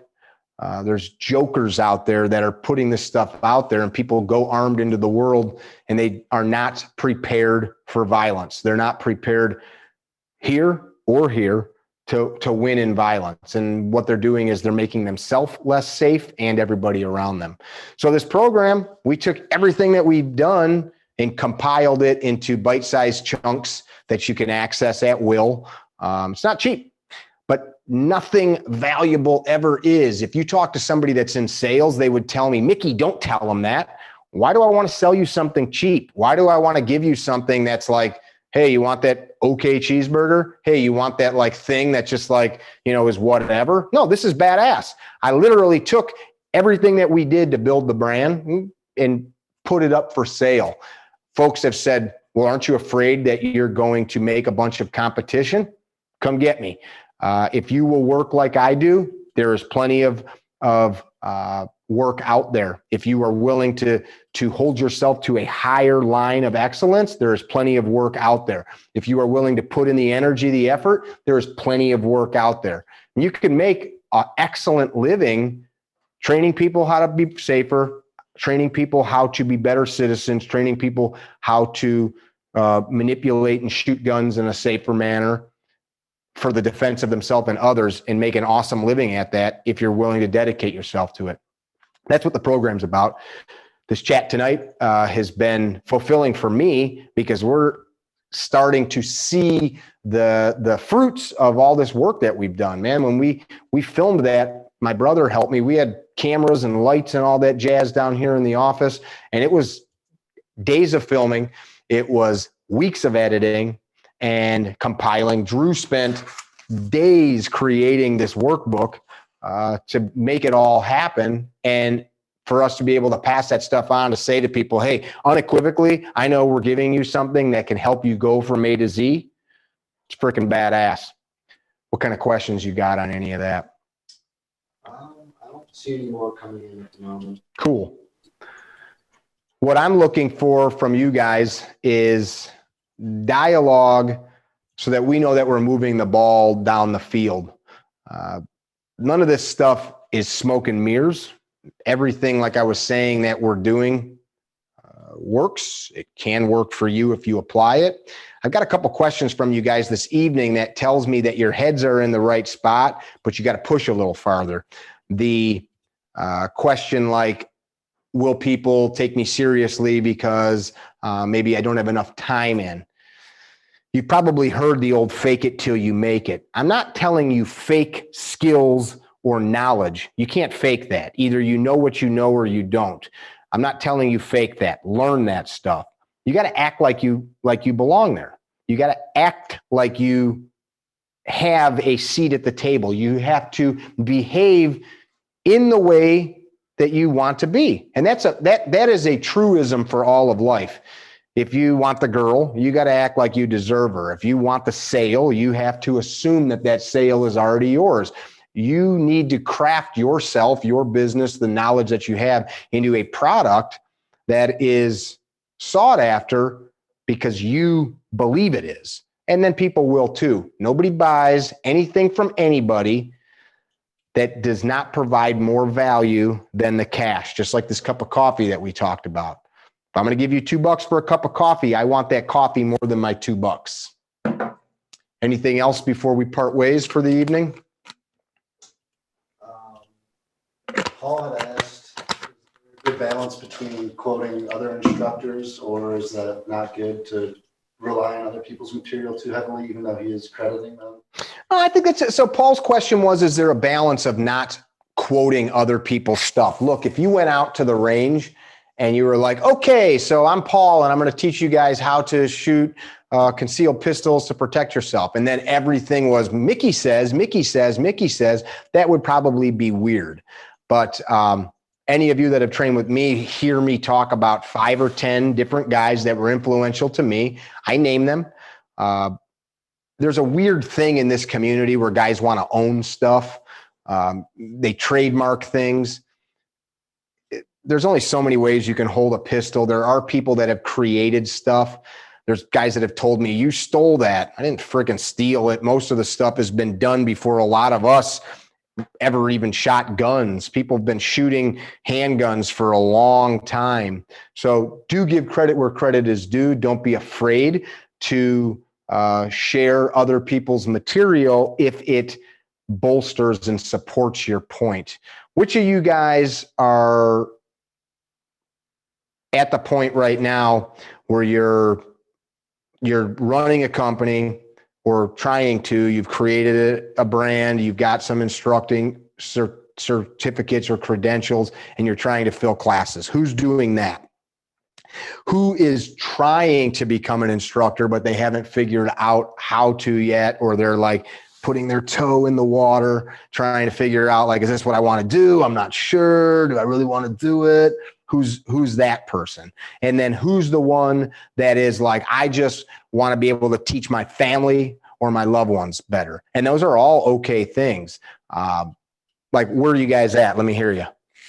We had quite a good amount of people raise their hands. For the instructor? That's them.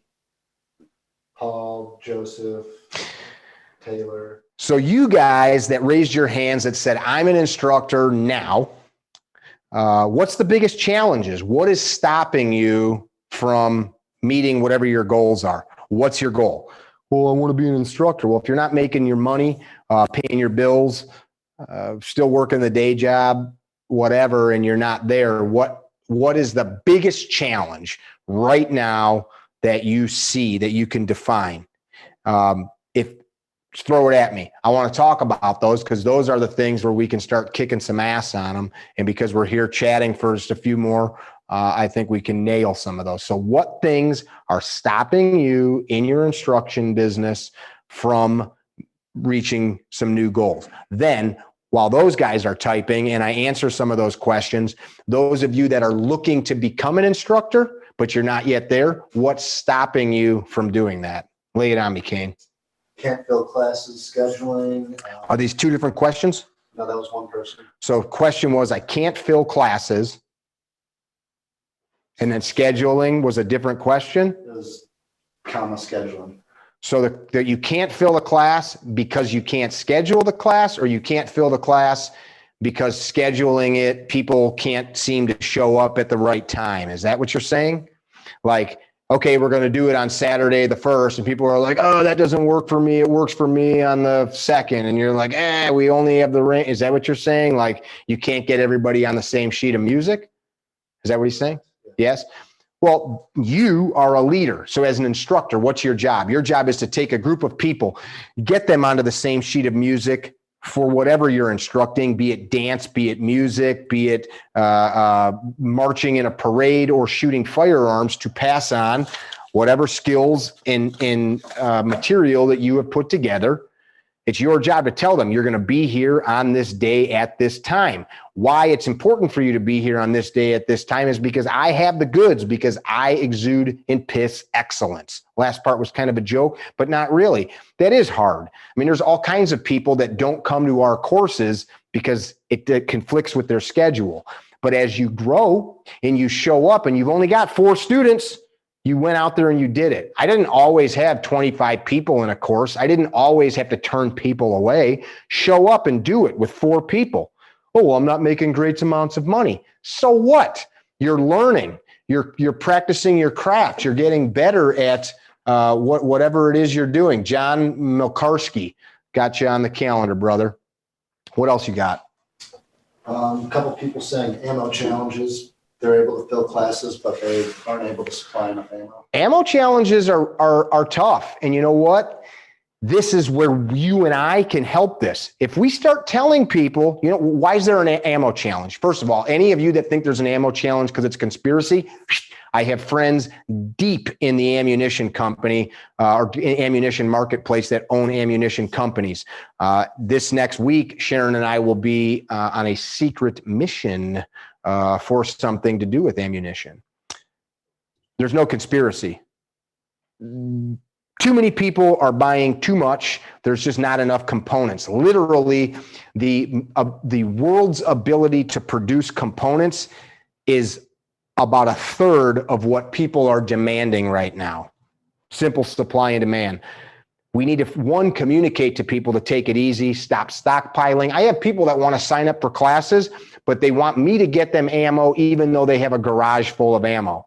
Well, come on, man. I'm not going to spend my time doing that. Shoot your ammo. Let's get out there and train. Also, though, let's be cognizant of what it is we have been training and do some mindful training where we're not just dumping rounds. I see lots of classes where, God bless you, Kenan, where guys are just dumping ammo, not mindful of what the end result is. So you need to be able to take a look objectively at your course structure and say, how can I make changes to deal with what's going on right now? What else you got? A couple people saying they're just trying to get the credentials. Credentials for, I want to get shooter instructing credentials. So here's the number one thing. If you're trying to develop yourself as an instructor, learn.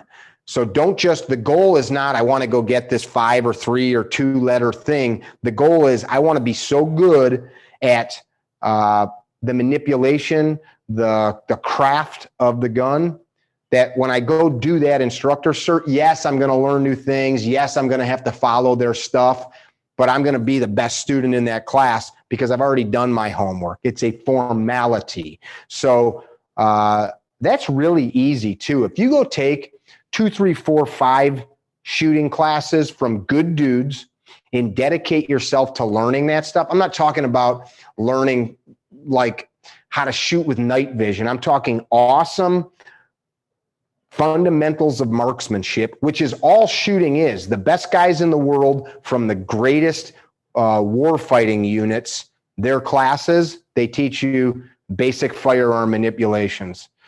Learn that stuff. And then when you go to the instructor development course, you're going to have a really easy time. You're going to be, instead of digesting how to shoot the gun stuff, you're going to be digesting how to teach. Maybe whatever some of the other legal and insurance type stuff is there.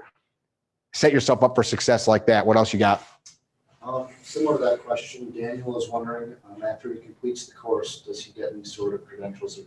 So the course that we've been talking about here, the Carry Trainer University course, this is not an instructor certificate. This is not, that's something that we will be doing in the future.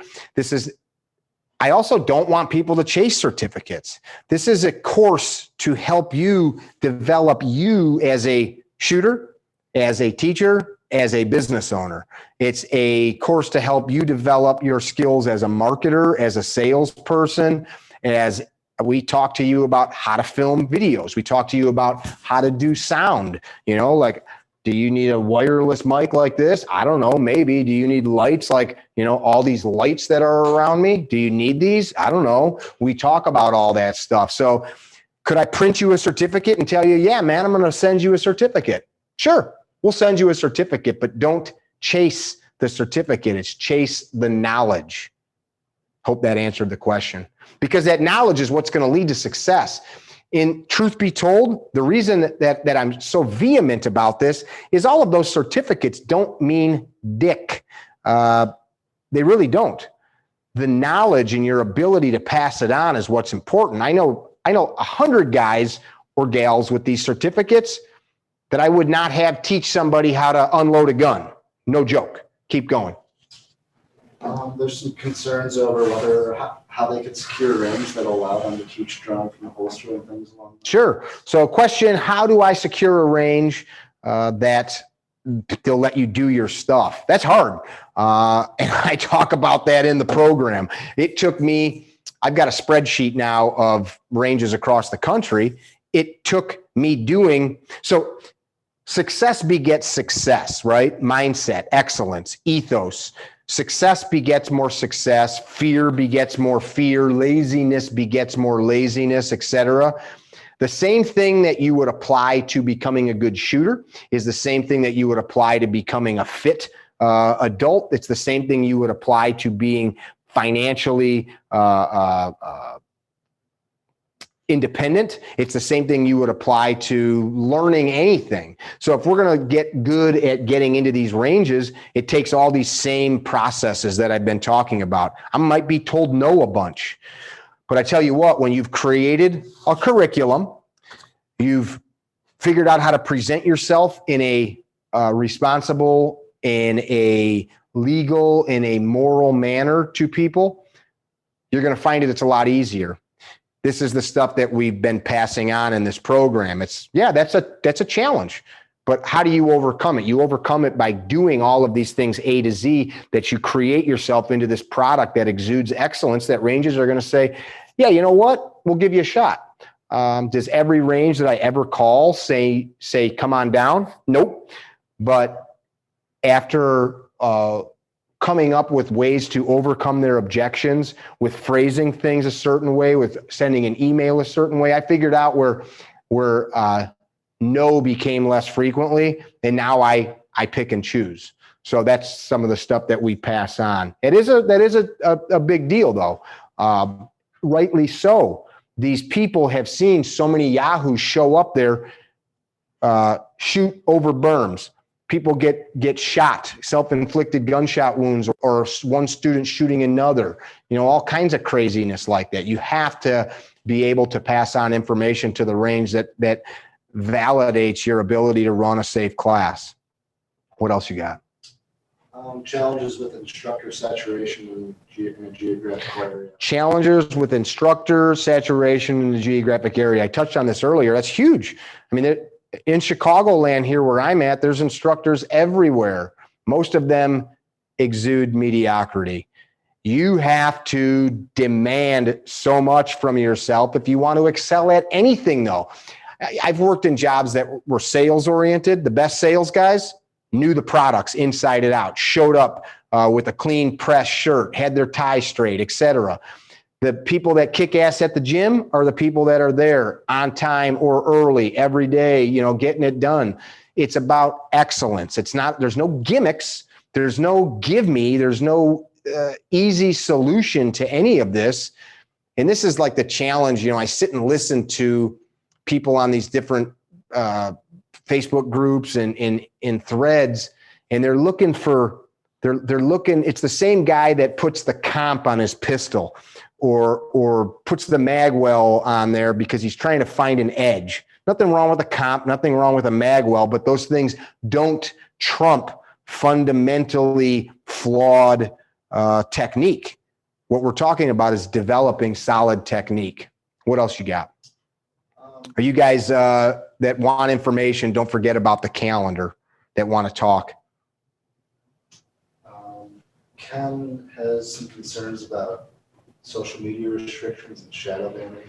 Ken's got some shadow banning issues. So I'm not sure if I believe the whole shadow banning thing. I have a philosophy, which I talk about in depth in Carry Trainer University. I have a philosophy that, because I've watched it in myself, there's trends, there's fads. So let me explain this. Remember Seinfeld or Friends? My wife loves Friends. I'll be there for you. Or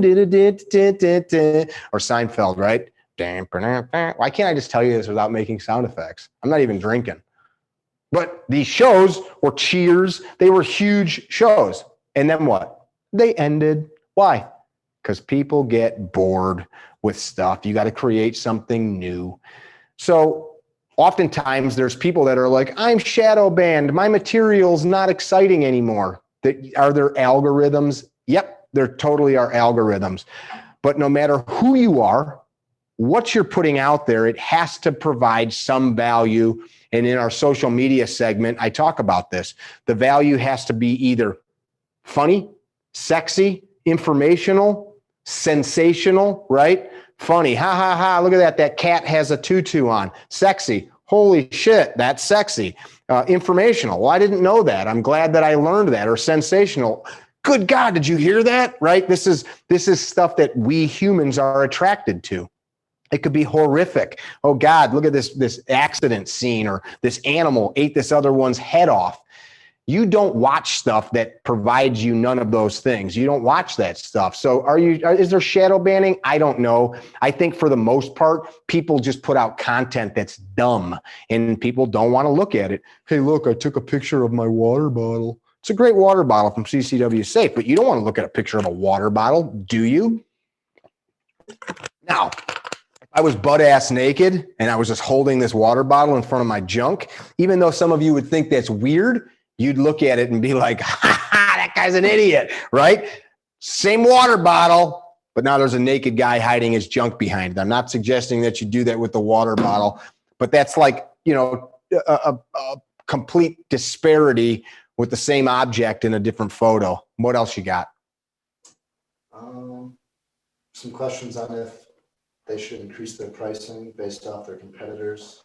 So super question, should I increase pricing based on competitors? Yes and no. Old business adage, if you are filling up classes, or if you can't keep your shelves stocked or your lot stocked with cars or whatever it is you're selling, jack the price up, right? Your price is too low. So like in the construction world, if every job that you go to bid, you sell, your price is too low. So that is based on the market. I wouldn't directly look at my competition. I would look at a couple of things though. Is my price in line with the market, right? But if you're selling something that's a lot more value, if you're the high-end steakhouse surrounded by burger joints, you're not going to sell your high-end steak, for the same cost as those burgers. But if you're filling every class and turning people away, I would probably look at increasing your cost. And if your cost is much lower than your competitors and you are filling classes, then I would most definitely jack prices. I don't know how many friends of mine, service guys that started businesses, special operations guys, they'd be like, oh, Mick, you charge too much. And they'd be out doing classes, working all day for $25. And now those guys are charging $400, $500, $600 because they're like, one, this is tiring. Two, it's dangerous and I'm taking, the responsibility. I should be paid for it. And three, this is what it's worth. So yes, again, things that we talk about in the university. What else you got? We're going to take just a couple more of these. If this stuff is piquing your interest, we're going to open up the ability to sign up for this course again to a small swath of people. The reason we do that is because we interact and answer questions and try to work with you as you're going through that course. I can't do that with hundreds of people, so we only open it to a limited amount of folks. What you got? There's two here that are kind of related. There's one about cert guns in class and then another about using laser dry fire. Okay, talk to me about the cert gun. So I gotta go back to that one.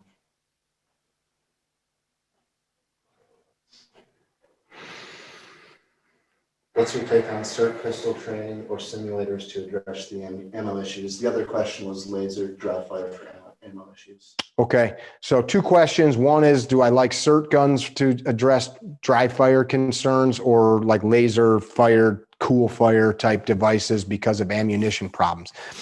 Same thing we talked about before. First of all, Mike Hughes, who created the CERT pistol, super cool dude. We work with a company called Dry Fire Mag. We actually have a code for them. One of the early adopters of their product that we have been sharing for years, and now they're really taken off, which is awesome to see. Good family-owned business out of Idaho. Any dry fire tool is only as good as the dry fire program that you're inputting. Dry fire can be completely detrimental. You can ingrain all kinds of bad habits. So if you've ever dry fired with us in class, I am telling people, as you're drawing, as that gun's getting pressed out, as you're reloading, manipulating, seeing the sights, you have to basically be envisioning and doing it just as you would be in real fire. If you're not, or your students are not, you're hosing them. So that is something that you have to be very careful with. Now, the other thing is, if you're just having people come out and press dead triggers, and you're just like, okay, do it again, and having them go through these dance movements and not doing it right, that'll work one or two times. Then these people are going to go shoot for real and realize that they didn't learn anything because you, the instructor, didn't help them. So that's a know yourself. You as the instructor, know that you have the ability to pass on that information in an articulated way that the student gets what they need. Anything else? Let's see. Masao had his hand up. Go for it. So one of you guys had already signed up to have a chat at 8:30, and that clearly didn't happen because I'm still talking to you. So I will ring you back. Nail it. Give it to me. I'm not seeing it. Oh, it disappeared? It's not coming through. Got it. I'll wrap this. It's getting late. I know some of you East Coasters, it's already 10 o'clock by you. We'll wrap this up. One, thank you so very much for spending your time with us. I hope that I passed on some information that was meaningful. If it was, please, share that on the Facebook group or on the Instagram page, or keep in touch with us. I've talked a little bit about this Carry Trainer University. That's the heart of the matter. That's the whole depth and breadth of the material that we're passing on. We've got the link up where you can just go sign up for that if you want. It's on our homepage. Drew had put that in the chats. We'll put it up again. If you're watching this later, we'll have that link. If you want to talk to us, talk to me specifically, because I like talking to people because I want to be able to hear what you're thinking. One, I don't want you to buy into anything that we're doing if what we're doing is not what you need. I'll tell you no. I turned people away the last time we offered this because I knew based on what some people needed, this wasn't it. Or they had unrealistic expectations, or were not willing to actually do the work required to get the result. So in talking, we can sort that out. Look, if you're the kind of person that just wants to spend your dough, follow the link, buy it. You can start accessing the videos tonight. Literally, as soon as you pay for it, we've got two ways to pay for it. You can either pay in full, or you can choose a monthly payment plan. If you do the monthly payment plan, I think it adds like 5 or 10% over the initial price. You would then follow the link, you'd create a private login, and you can watch these full 4K videos at your leisure. And the course curriculum is there in a PDF for you to enjoy. If you're a member of that Carry Trainer University, you have access to a private Facebook group of just the university, access to us via cell phone, email, etc., to get questions answered. We also do some private training. This year in Illinois, we've got 2 classes that is only open to people in that university group. The reason being is we're working on some of this instructor development stuff. That class is in Waterman, Illinois. You see it on thecarrytrainer.com, but there is a code that you have to enter to get into it because you got to be part of the Carry Trainer University. We're proud of it. If you've got questions before we go on it, throw it up. If not, we're going to say adieu and give you guys the rest of your evening. You got anything else?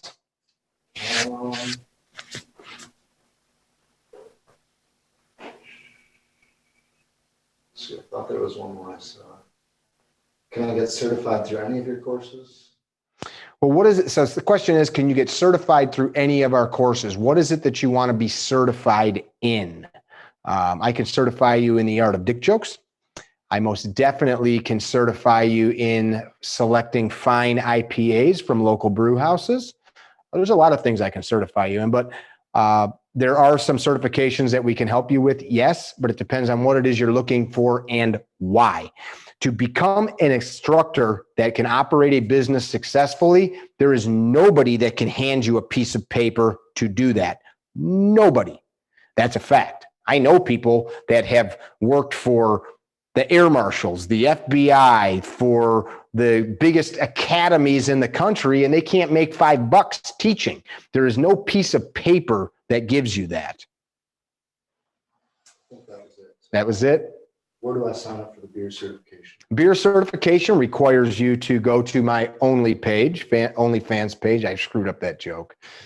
Beer certification is good. I need me a cold beer and some dinner. I think a nice cheeseburger after all these cheeseburger analogies. Did you guys enjoy the chat? Was it helpful? We put a lot of work into making this happen. Drew, especially.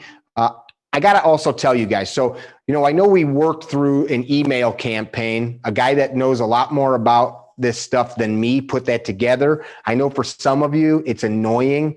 I got some messages from people like, this is like salesy. Well, guess what? Sales sometimes can be annoying and I don't like doing it, but that is a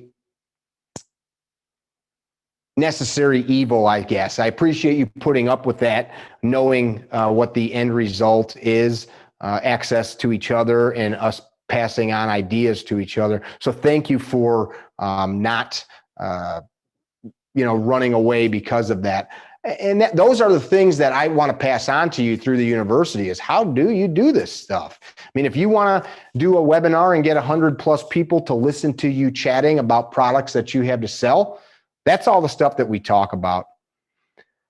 I wish you all a huge amount of success in your businesses. You have access to us through email. If you didn't sign up for a time to chat, you could still do so. If you want to email us to talk about it, you can do that as well. training@carrytrainer.com. Just put Carry Trainer University in the subject line so we know why it is you're messaging us. And hopefully we see you again. Be well. Don't be dickheads. That's all I got.